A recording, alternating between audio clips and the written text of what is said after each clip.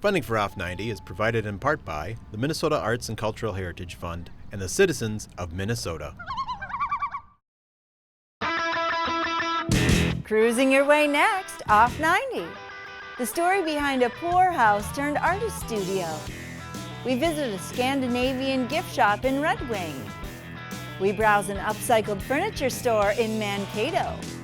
And Lanesboro turns 150. These stories and more are coming up on your next stop, Off 90.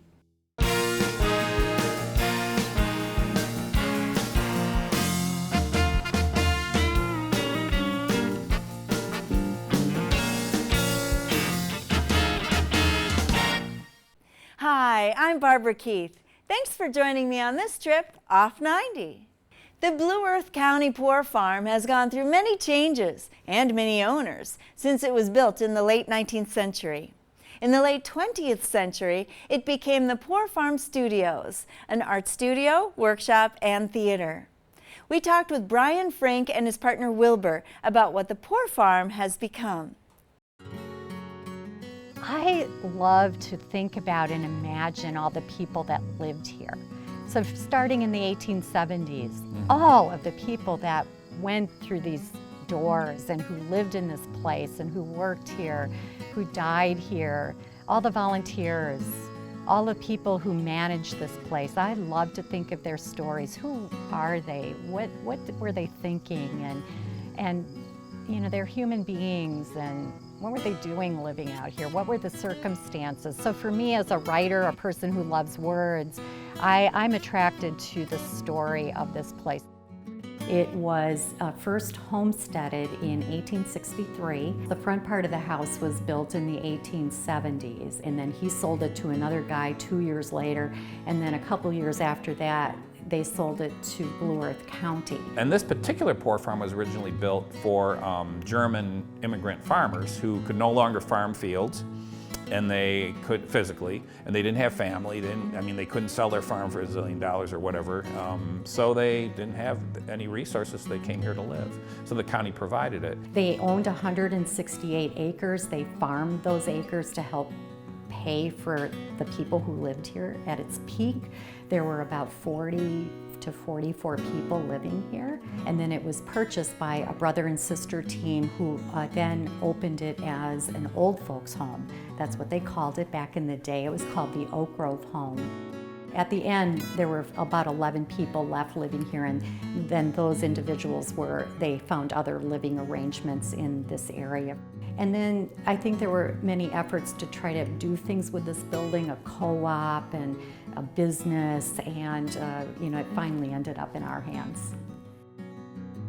So I came out here and went, okay, it was like, I don't know, a dog going after a hunk of meat or something. I just got to have this place. What it reminded me of our loft in New York, but it's surrounded by cornfields. So it had this kind of both country, but then this kind of sophisticated urban feel about it, except it was all in my head. The problem is it was a wreck. There was one of the windows was blasted out.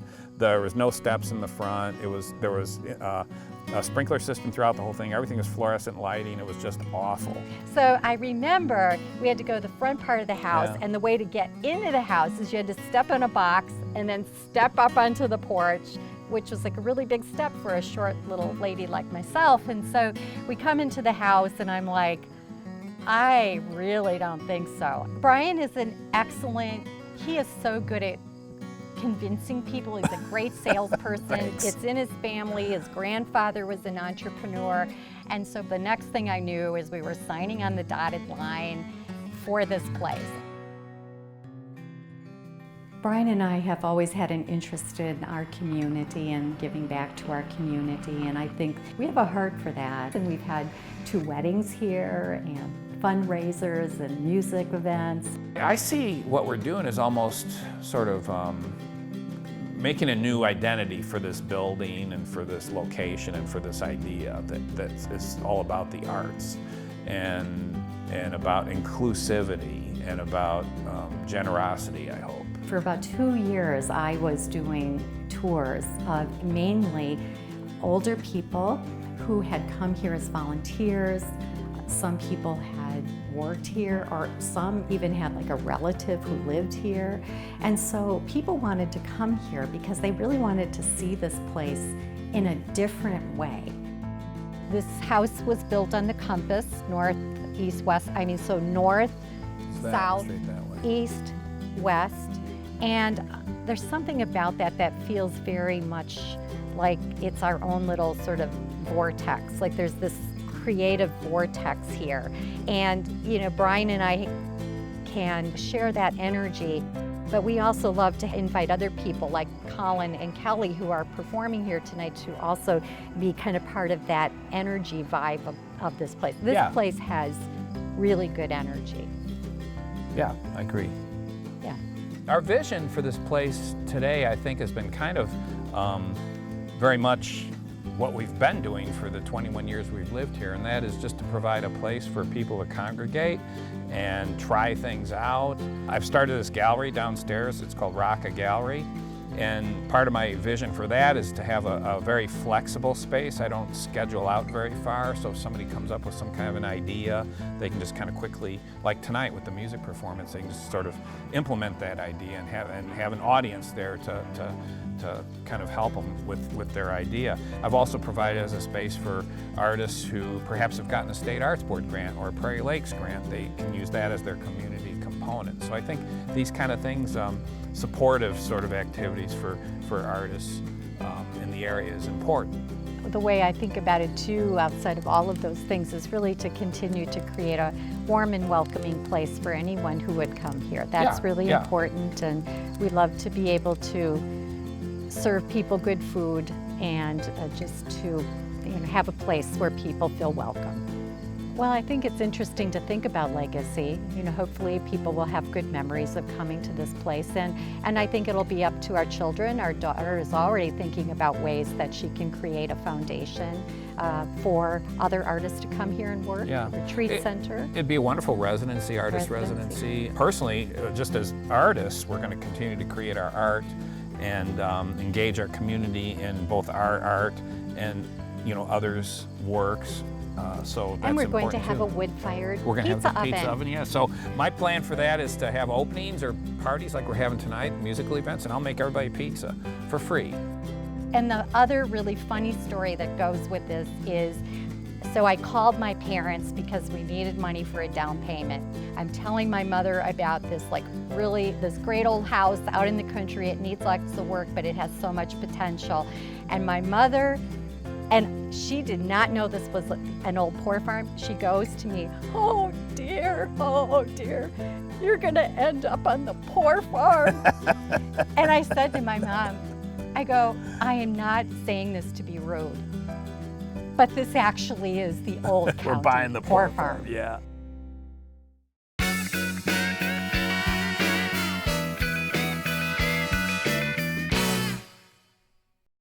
If you're from Minnesota, you've probably mumbled an Uffda a time or two. But where does that saying come from? Meet business owners Sarah and Arnie Skyberg, who have made a living off of embracing their Scandinavian heritage one tomten at a time.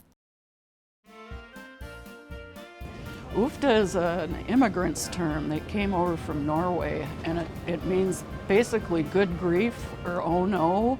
It can be good or bad, but a lot of times you'll hear, oh, my grandmother always used to say Uffda.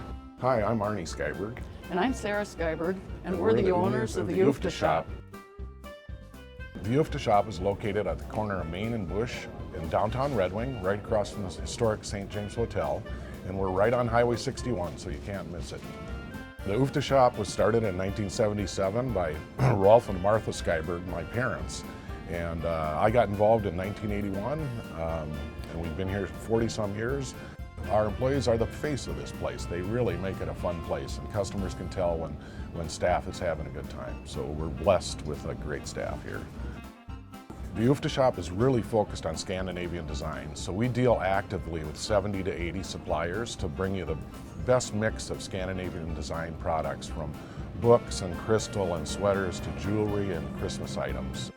Well, I personally like the Vikings, so we've got some Viking stuff that's fun, something for guys, so I try to add to the mix. She's the design maven, and I try to get some fun tomtas and other stuff for guys. When we first started the store, we traveled extensively to Scandinavia to source products. And over the years, most of these companies have established their own presence in the United States because they're able to land it here a lot cheaper than we are, shipping and duties and all those costs. So it's simplified our life in a big way, but we don't need to go over there as much as we used to. All Scandinavian countries have a little legend that each farm has a little tomte that kind of takes care of the animals and keeps the farm safe. So at Christmas time, you're supposed to give them a little bowl of porridge to keep them happy. And if you don't do that, you'll start getting a little bit of trouble because your keys will start disappearing and that sort of thing. So they'll start playing tricks on you if they don't get that porridge at Christmas time. This is a Dala horse, D-A-L-A. They come from the Dalarna region of Sweden, and they've become a symbol of Sweden. Way back in the day, they used to sit around the fire at night and carve these horses, and then they would use them as currency for gifts and that sort of thing, and even as toys. And then they were hand-painted, and ours come directly from Sweden. And they come in many sizes and different colors, but the orange is the most traditional. I think the founders of the store just saw a lot of Scandinavian immigrants in this area, as well as Red Wing is a pretty healthy tourist town. So we see a lot of new faces every year, so it's easier for us to develop new customers. And then we keep them with a catalog and website. And so we have lifetime customers in all 50 states. And I think they saw that vision, and slowly but surely we built the business over time. We get a good mix. We're really busy May through Christmas, and I'd say in the summertime it's mostly tourists. October's actually our busiest month of the year with the leaf traffic going up and down the river valley. And then we stay busy with our mail order and Christmas traffic, which is more local, in December. Well, I think it's an easy day trip from the Twin Cities. Just natural beauty, I think, yeah. The bluffs, the river, the scenery, the changing leaves. It's just a beautiful place to live.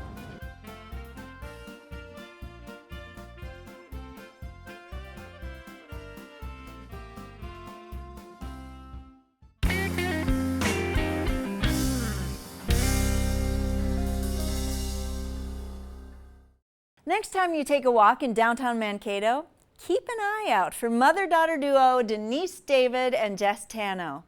Their storefront is filled with art and furniture and plenty of interior design inspiration. Stick around to find out how these women are taking refurbished furniture to the next level.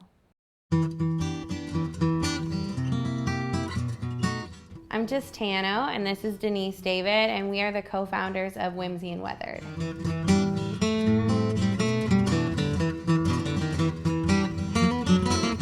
Whimsy and Weathered came about from really Denise. So Denise is my mother. So we are a mother-daughter owned company, and I was finishing my master's, and Denise had kind of retired from her career and was ready to kind of do something new.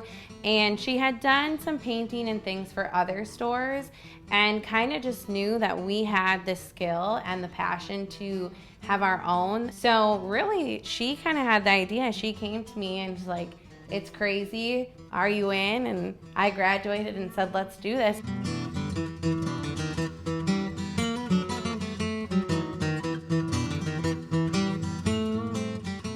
We specialize in home decor as well as repurposed furniture.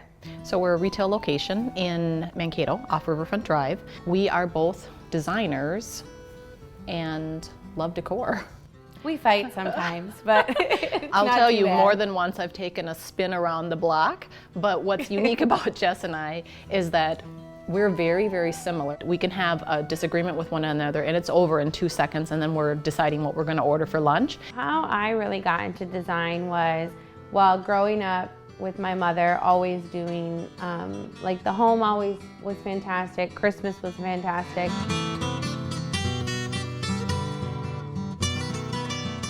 Jess does all of our photography, which is beautiful. And once those pictures go up, which are teasers, which are typically usually around 5 to 6 days in advance. Once those pictures go up, we sell nothing. We guarantee that if you come to Whimsy and you've seen it in the photos, it's going to be here when we open those doors. We are blessed enough to have folks come from quite a distance to visit Whimsy. We sell a lot of repurposed furniture. Often we will get messages, oh, I see that dresser sold. I want one just like that. Let me know when one comes in. And it's very much like the antiquing world. We never know what's gonna come in. We have some great vendors. We have different gals that make signs and candles and a gentleman that makes like the farmhouse tables. Yep, and someone the else. clocks. Yes, those are made by a gentleman. We're always trying to make sure that they fit our design for the store. But yet promoting that's like locally made. What we really strive for is to provide what can be handmade and still be affordable to our clients. What we are known for is Christmas. We do Christmas fabulous. We are thinking about the design concept and what's going to happen in the store. Where will trees be? Last year we built a building inside the other part of the store. So when I say phenomenal, Christmas is phenomenal here at Whimsy. We really make sure that when you come, it's an experience. We call our weekends Whimsy Weekends. So each month is dedicated to a certain feel or look, and we want people to come in and it's a new experience every single time they come.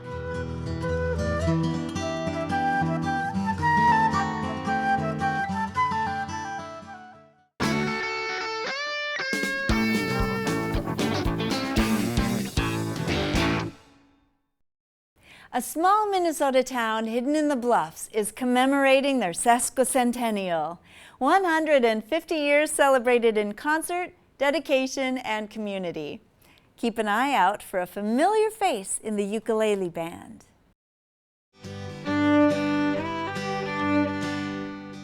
So Lanesboro was started back in 1869 by a group of entrepreneurs from New York State who wanted to make a resort in Minnesota. They were shrewd though, because they knew that the decision had already been made to bring the railroad through the Root River Valley. It was started as a tourist town way back in 1868.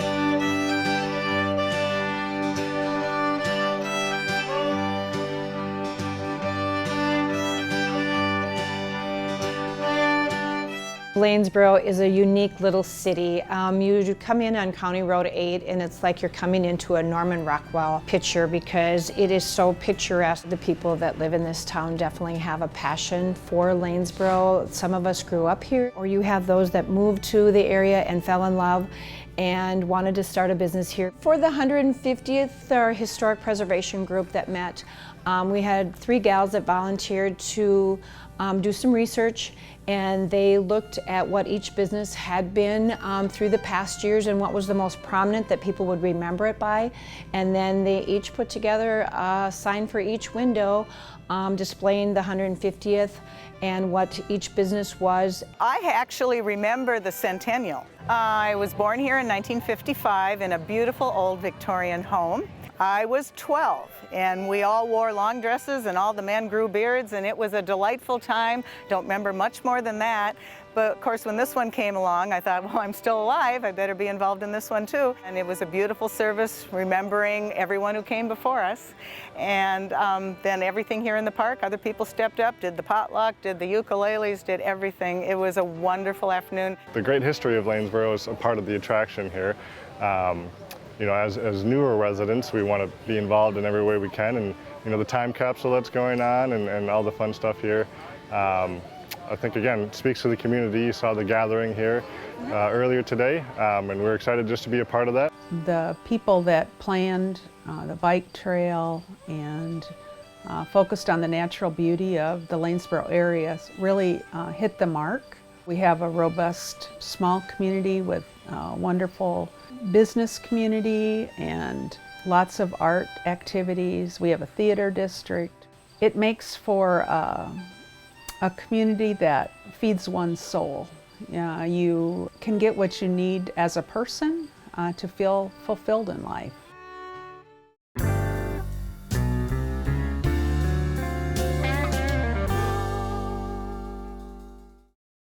We've reached the end of this tour off 90. Thanks for riding along. See you next time. But before we go, here's a song from jazz composer and musician John Paulson.